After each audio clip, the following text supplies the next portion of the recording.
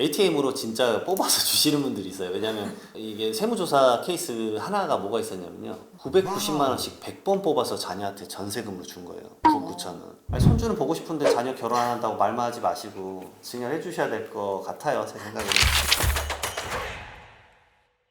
세무사님 이제 현금 증여에 대해서 여쭤보려고 하는데요. 현금 증여는 얼마부터 과세가 되나요? 현금 증여는 이제 일반적인 증여는 다 똑같이 이제 증여재산 공제라는 게 있죠. 그래서 배우자 간에는 10년간에 6억 원, 그 다음에 직계존비속 간에는 이제 5천만 원이고 이제 미성년자인 자녀한테는 2천만 원.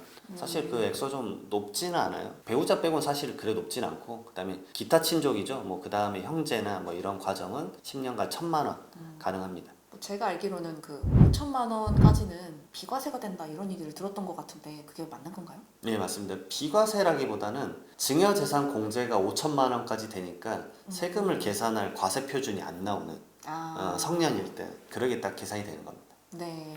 그럼 현금 증여를 할 때 이게 몰래 하면 혹시 안 걸리지 않을까 이런 질문들 많이 하는데 정말인가요?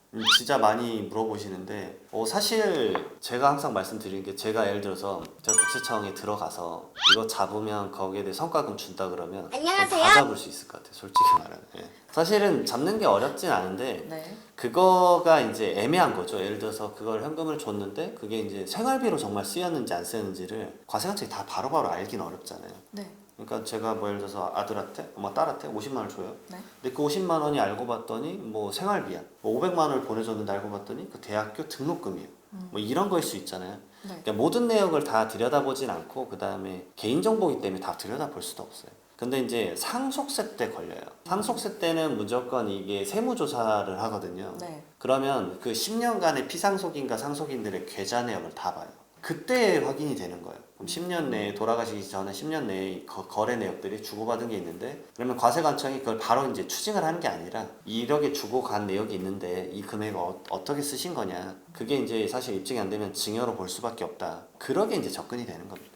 뭐 예를 들어서 매달 한 애매한 금액인데 뭐 예를 들어서 매달 자녀에게 30만 원씩 줬다. 그럼 이게 나중에 계좌 내역을 봤을 때 그게 증여로 볼 수도 있다는 뜻일까요? 그렇죠. 약간 이제 그 30만 원이 근데 자녀에게 생활비 목적으로 줬냐. 근데 또 좀 더 디테일하게 들어가면 좀 달라요. 왜냐면 그 피부양자 뭐에 대한 부양 의무로 만약에 그 돈을 준 거는 생활비로 봐지거든요. 근데 자녀가 그러면 경제적 자립도가 있었느냐.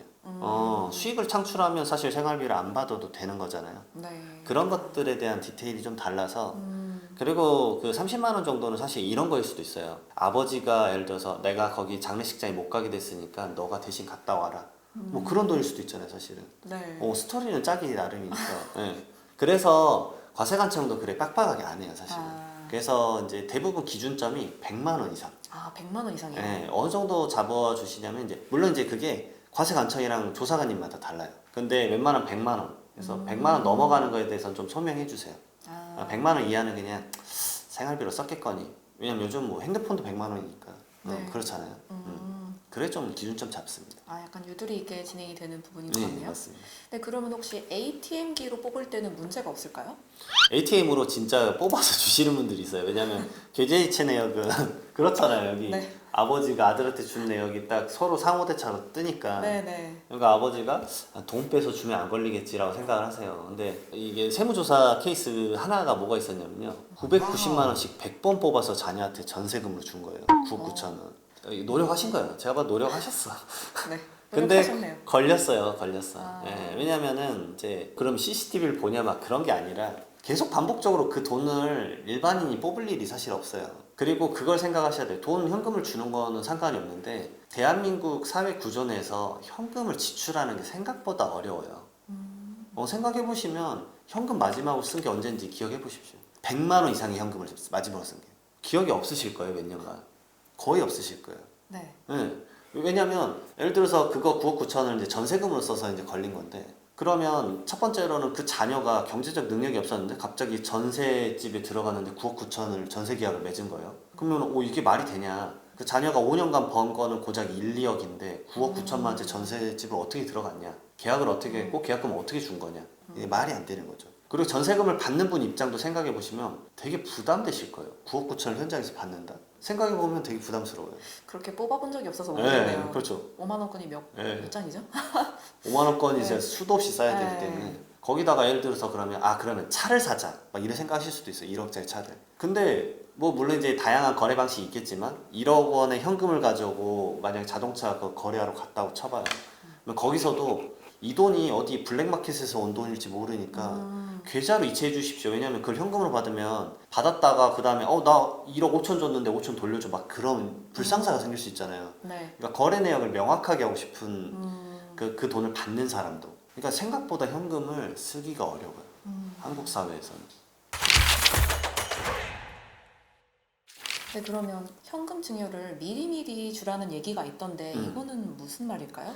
어쩔 수 없이 대한민국 세법상은 이제 10년간 증여재산 공제가 자녀가 미성년자일 때 2천만 원, 그다음에 성년일 때 5천만 원이니까 그게 아니면 리셋이 안 돼요.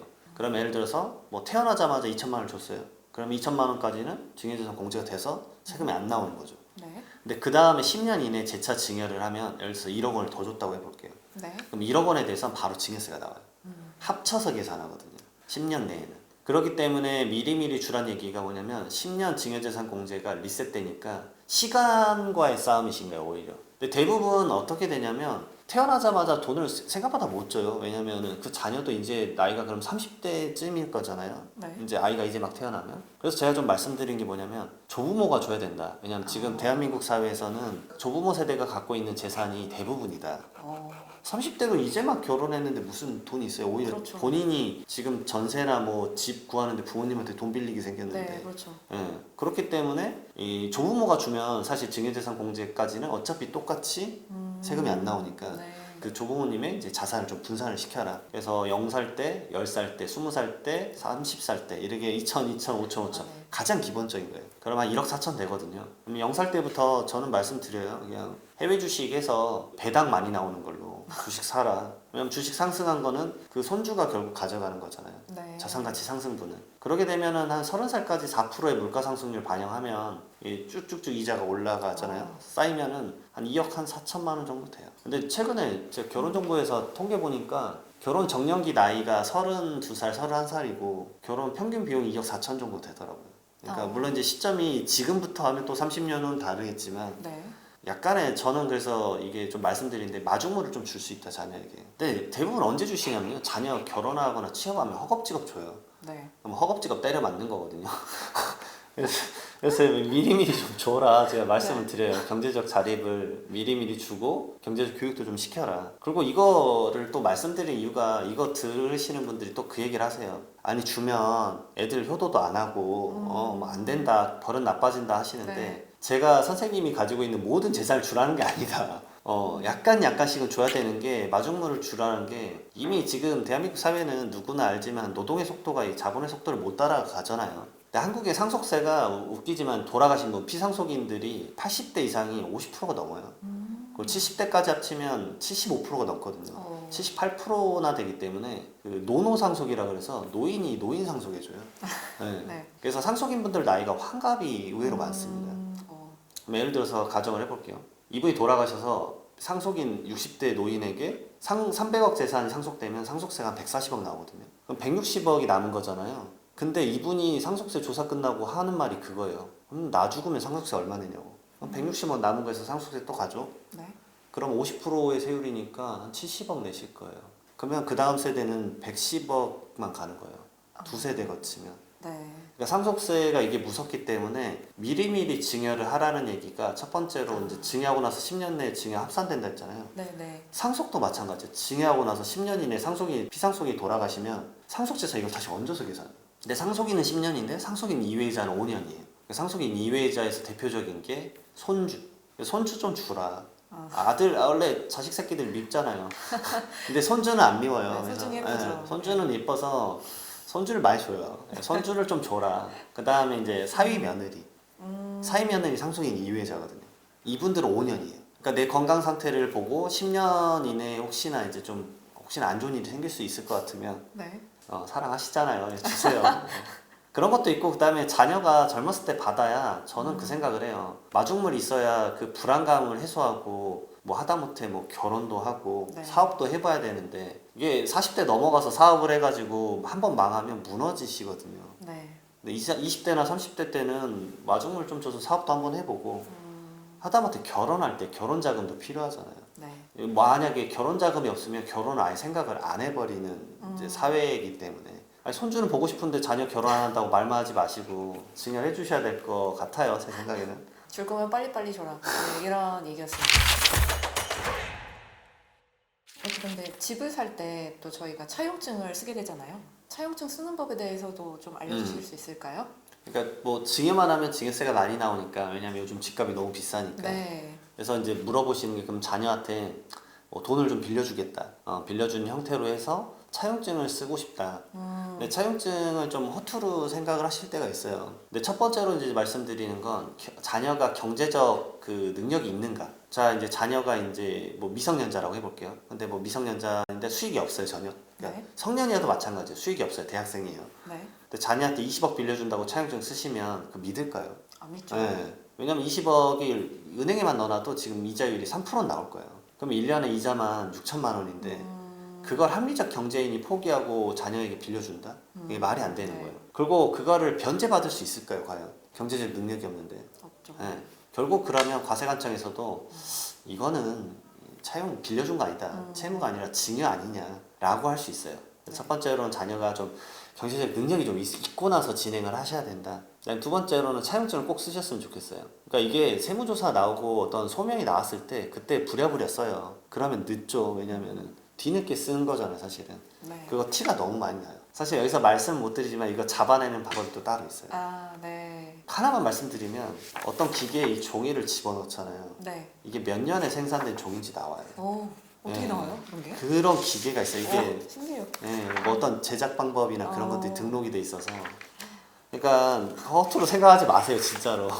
물론 이제 거기까지 나아가진 않을 거예요. 그게 막 차용증이 막 몇 천억 단위가 아닌 이상은 네. 그렇게까지 열심히 안 할 거긴 한데 네. 바쁘시니까 과세관청 너무 바쁘니까. 근데 너무 티가 많이 납니다. 사실은 저도 이제 실무에서 그런 소리를 너무 많이 보기 때문에. 그리고 그때 썼다라는 걸 또 입증을 하면 더 강하게 내가 이거 진짜로 증여를 받은 게 아니라 빌린 거다라는 걸 주장할 수 있잖아요. 네. 그러니까 돈을 이체한 날이 뭐 23년 뭐 3월이다 그러면 그 날짜로 딱 쓰시고 그 날짜에 저는 좀 말씀드리는 게 인감증명서 각각 떼라. 그리고 스캔 복사하시고 이메일 보내세요. 자기한테 이메일 보내면 이메일 보낸 날짜는 못 속이잖아요. 네. 그러면 그 날짜에 정말 이 차용증을 썼고 빌렸구나 라고 명확하게 좀 주장을 할 수 있으니까. 네. 왜냐하면 소명이 왔을 때 과세관청이 무조건 추징을 하겠다라는 마인드가 아니라 이게 뭐 빌린 건지 아니면 증여인지 모르니까 좀 소명을 해주십시오 이거거든요. 근데 이제 이런 마인드를 갖고 계신 분들이 이제 놀라시는 거예요. 내가 사실상 증여지만 빌린 것처럼 태내야지.